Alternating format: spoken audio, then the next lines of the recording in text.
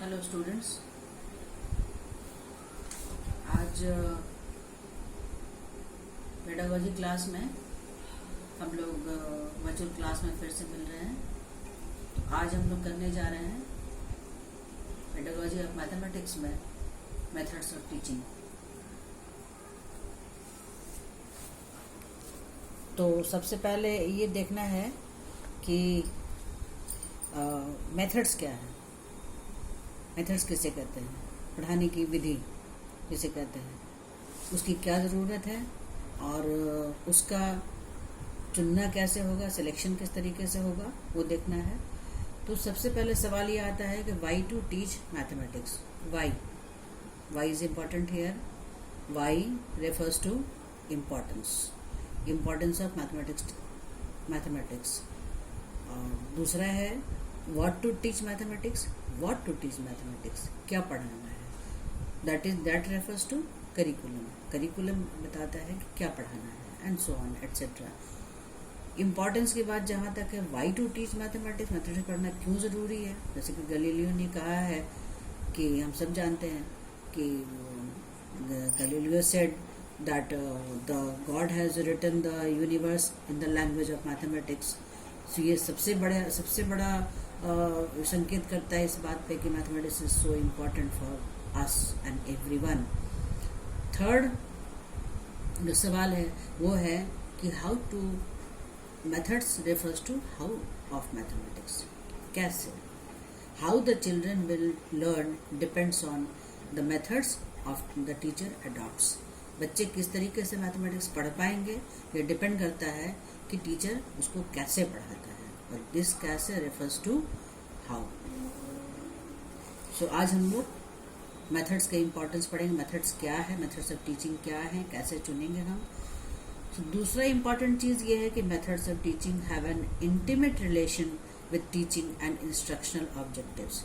Instructional objectives हम लोगों ने पढ़ाया था, that is doctor BS Bloom का जो कैटेगरीज है वो हमने पढ़ाया था। डोमेन्स है, 3 domains, cognitive, affective and psychomotor.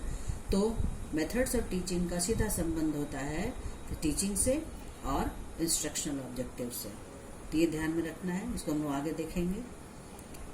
Main aim of teaching is to bring about socially desirable behavioural changes in the student के अंदर सोशली डिजायर्ड बिहेवियरल चेंजेस लाना ही हमारा मेन मोटो होता है।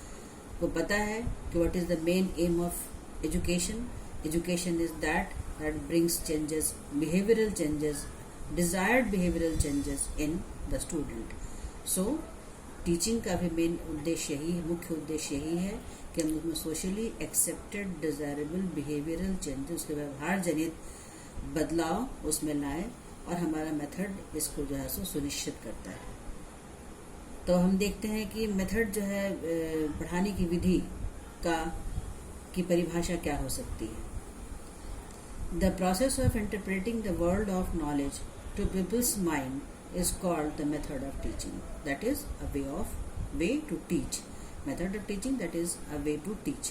कैसे हम पढ़ा सकते हैं, हम किसी भी एक चीज़ को अलग अलग तरीके से पढ़ा सकते हैं। तो कौन सा तरीका हमारा सही होगा और उसमें हमें किस तरीके से हमको चुनना चाहिए, वो टीचर के अपने इंटेलेक्ट पर डिपेंड करता है।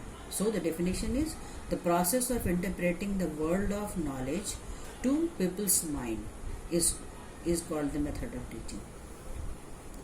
इसका मतलब ये भी होता है कि method of delivering knowledge and transmitting mathematical skills by a teacher to his pupils and their comprehension and application by them in the process of learning mathematics. इसका मतलब ये भी है कि जो वर्ल्ड ऑफ नॉलेज है उसको the delivering knowledge and transmitting mathematical skills, जो नॉलेज है मैथमेटिक्स का और उसका जो मैथमेटिकल स्किल्स हैं, जो कुशलता है, उसको ट्रांसमिट करना, टीचर ट्रांसमिट करता है स्टूडेंट को और to his people and their comprehension and application by them, जिससे वो समझ पाएँ और वो समझ के उसको फिर जो है एक डिफरेंट सिचुएशन में उसको इस्तेमाल कर सकें। इस प्रोसेस को ही हम लोग जो है सो टीचिंग लर्निंग मैथमेटिक्स कहते हैं। This is teaching learning mathematics. इस पर बहुत बार चर्चा हो चुकी है क्लास में, ये कोई नई बात नहीं है। फिर है कि the world of knowledge is being transfer to the world of students knowledge. हम मेथड को इस तरीके से भी समझ सकते हैं, आप अगर आप वेन डायग्राम के हिसाब समझ सकते हैं तो आप देखिए द वर्ल्ड ऑफ नॉलेज जो टीचर के पास है, that is transfer to the world of students knowledge. Student के नॉलेज के भंडार में हम उसको शिफ्ट करते हैं through method of teaching, through appropriate method of teaching. अगर मेथड ऑफ टीचिंग हमारा जो है वो मीडियम जो है वो हमारा सही होगा और अप्रोप्रिएट होगा, सेटेबल होगा, तो ये नॉलेज जो है सो मैक्सिमम जाएगा, दैट इज लर्निंग मैक्सिमम होगी और हमारा आउटपुट द बेस्ट होगा। तो इसको हम ऐसे भी समझ सकते हैं कि the world of knowledge includes, world of knowledge जो टीचर के पास है, that includes the knowledge, interest, attitude, skills etcetera. That means ये तीनों चीज किधर रेफर कर रहे हैं, ये रेफर कर डॉक्टर B.S. ब्लूम के डिफरेंट कैटेगरीज पे, इंस्ट्रक्शनल ऑब्जेक्टिव्स पे, that are cognitive, affective and psychomotor domain. तो ये अब हमको देखना है कि मेथड्स जो हैं, एक और डेफिनेशन मेथड्स के लिए आप ले सकते हैं, दैट इज ये दिया हुआ है ब्रांडी का, BRANDY। Methods refers to the formal structure of the sequence of acts commonly denoted by instructions. The term method covers both strategies and techniques of teaching and involves the choice of what is to be taught.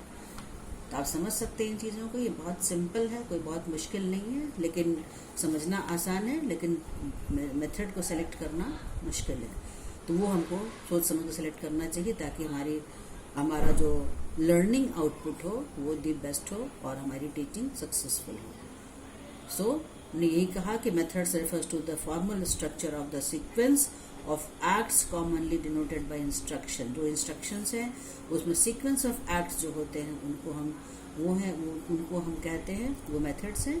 और ये cover करता है both the strategies and techniques of teaching and involves the choice of what it is to be taught।